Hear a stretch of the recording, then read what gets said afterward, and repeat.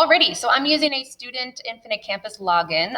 This student is not in my Spanish class, so I cannot show you exactly the Spanish department, but it's the same with any SBG class that there is. As you can notice, let's use algebra. As you can notice, there is instructional feedback 1, and then the assessment categories. Now, you can notice that there aren't any grades. However, there are still things in the grade book. So we're going to have PS1, and you might have PS2 and PS3 already in the grade book, but most definitely you have PS1. So if you clicked on that, you could see, okay, it goes into depth more of those things. Now, what I want you to look at today, though, is I want you to look at instructional feedback. So I want you to press instructional feedback. When you're there, there's that little plus corner in the side, and you're going to open it up.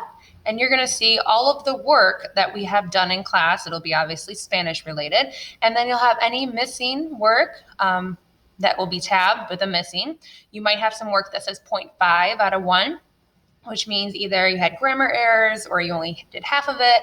You might see a 0 out of 1 and some comments, which means you turned it in, but there was nothing there, etc. So what you're going to do is you're going to look at your missings here, and then you're going to go to your Google Classroom and your student login, and you're going to look at, remember, I posted another video about this, so if you haven't watched it, go back. There's a View Your Work tab here, and it'll show you any of your missings.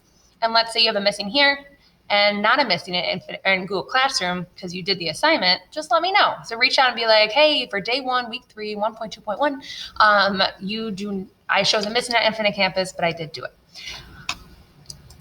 The other thing you can do is you can go to Gradebook Updates, and from there, it's going to have all your classes. So it might get a little overwhelming, but it'll have the most recent things. So you could just look with Spanish there and say, okay, how did I do with that?